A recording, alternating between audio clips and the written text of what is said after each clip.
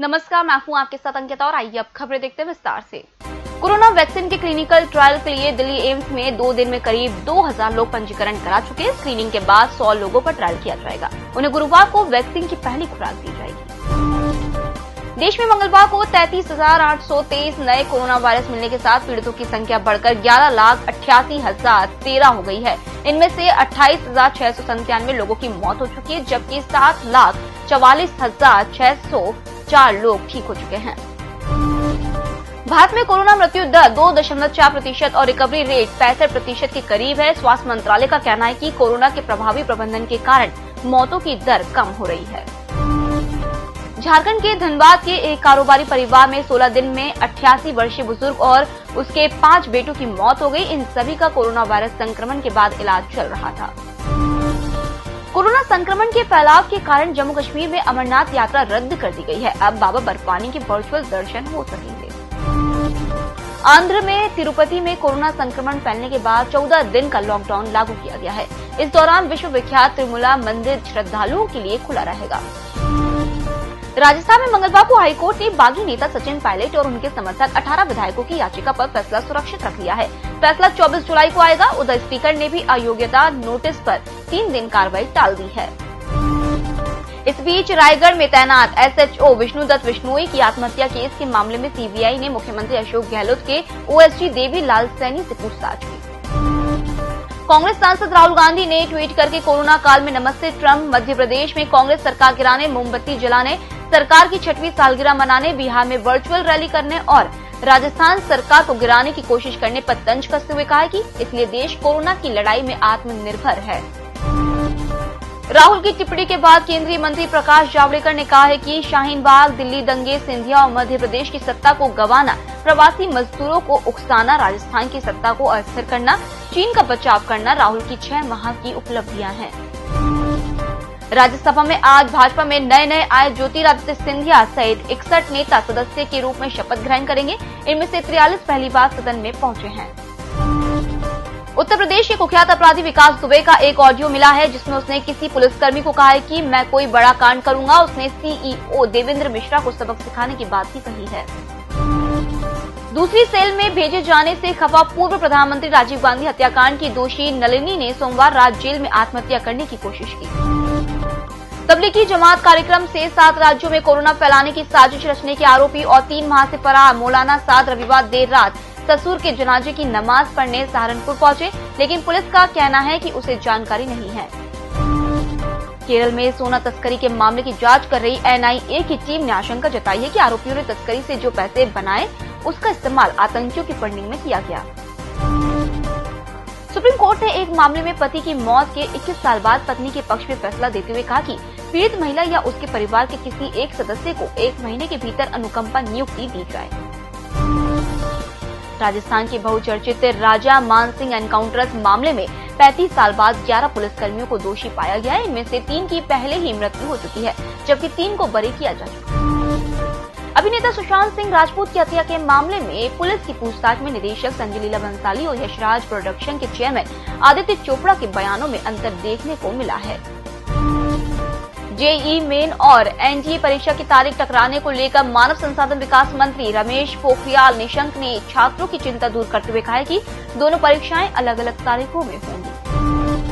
इसरो के chairman doctor के सिवन ने कहा है कि चंद्रयान 2 ने चांद का 7% ध्रुवीय क्षेत्र खंगाल लिया है। उन्होंने कहा कि 1 साल में हम बता पाएंगे चांद पर कहां कितना पानी है। उन्होंने गगनयान की लॉन्चिंग समय से पहले करने की बात भी कही।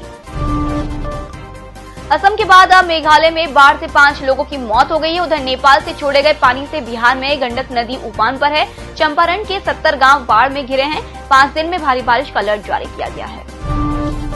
दुनिया भर में कोरोना संक्रमण 1.5 करोड़ लोगों तक पहुंच चुका है। ब्राजील और अमेरिका में रोज मिलने वाले मरीजों की संख्या करीब स्थिर हो चुकी है। दुनिया के 20% मरीज भारत से मिल रहे हैं। भारत में 19 दिन में मरीज दुगने हो रहे हैं, जबकि दुनिया में यह अवधि 50 दिन है। अमेरिका में मरीजों की संख्या 40 लाख से अधिक हो चुकी है। कोरोना वायरस से निजात दिलाने के लिए दुनिया भर के शोधकर्ता 160 से ज्यादा वैक्सीन पर काम कर रहे हैं। इसमें 26 वैक्सीन मानव परीक्षण के स्टेज में है। आमतौर पर किसी भी वैक्सीन को क्लिनिक तक पहुंचने में कई साल लग जाते हैं, लेकिन जल्द से जल्द सुरक्षित और प्रभावी वैक्सीन पाने के लिए मानव परीक्षण के पहले, दूसरे और तीसरे चरण के ट्रायल को एक साथ मिलाया गया है। दुनिया भर में कई वैक्सीन के मानव परीक्षण के नतीजे आने शुरू हो गए हैं। अमेरिकी राष्ट्रपति डोनाल्ड ट्रंप ने कहा है कि इसमें कोई शक नहीं है कि कोरोना वायरस चीन से आया। वो चाहता तो इसे रोक सकता था, उसे यही करना भी चाहिए था, लेकिन उसने ऐसा नहीं किया। ट्रंप ने फरवरी में भी आरोप लगाया था कि कोरोना वायरस चीन के वुहान शहर की लैब से निकला है। लद्दाख पर अमेरिकी संसद में भारत के समर्थन में एक मत से प्रस्ताव पारित हो गया है। प्रस्ताव में कहा गया है कि चीन भारतीय क्षेत्र को कब्जाने की कोशिश में है। यह प्रस्ताव निचले सदन में प्रतिनिधि सभा में भारतवंशी एमी बेरा और एक अन्य सांसद ने प्रस्तुत किया था। सांसद शेबेट ने प्रस्ताव की प्रमुख बातों का उल्लेख करते हुए कहा है कि वास्तविक नियंत्रण रेखा पर 15 जून को 5000 चीनी सैनिक जमा थे। विशेषज्ञों का कहना है कि भारत को अमेरिकी सांसदों का समर्थन लगातार बढ़ने से ऐसा माहौल पैदा होगा जिससे भारत के लिए अत्याधुनिक टेक्नोलॉजी ट्रांसफर का रास्ता आसान हो जाएगा। अमेरिका ने चीन की 11 कंपनियों पर व्यापार प्रतिबंध लगा दिए हैं। इन कंपनियों पर आरोप है कि वह चीन के शिनजियांग में उइघर मुसलमानों के मानवाधिकार उल्लंघन के मामलों में शामिल रही है। चीन के वाणिज्य मंत्री ने कहा है कि हम सुनिश्चित करेंगे कि चीन असहाय मुस्लिमों के खिलाफ अमेरिकी सामान का इस्तेमाल न करे। अफगानिस्तान की एक लड़की ने अपने माता पिता के मारे जाने के बाद तालिबान के 2 आतंकियों की गोली मारकर हत्या कर दी। लड़की के माता पिता सरकार के समर्थक थे। इस कारण कुछ तालिबानी आतंकी उनके घर में घुसकर उन्हें बाहर घसीट कर लाए और उनकी हत्या कर दी थी। प्रतिशोध की ज्वाला में जल रही लड़की ने तालिबान से बदला ले लिया। दुनिया में अपनी तरह का यह पहला उदाहरण है।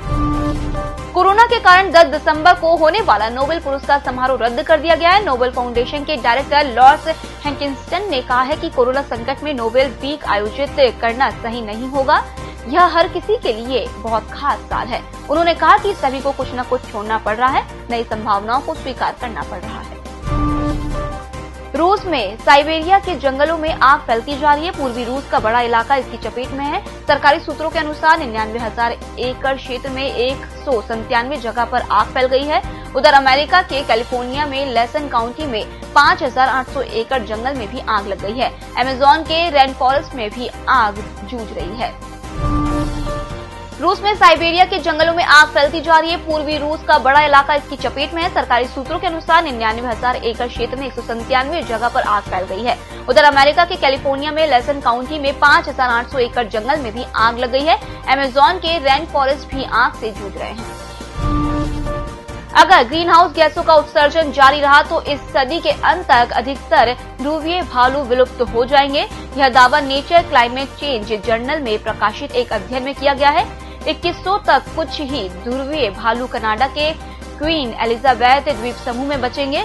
शोध के अनुसार 2040 की शुरुआत में कई ध्रुवीय भालू की प्रजनन क्षमता खत्म होने लगेगी। इसके बाद इनके लुप्त होने का सिलसिला शुरू हो जाएगा। फिलहाल इस बुलेटिन में इतना ही। आप बने रहिए ये के साथ। नमस्कार।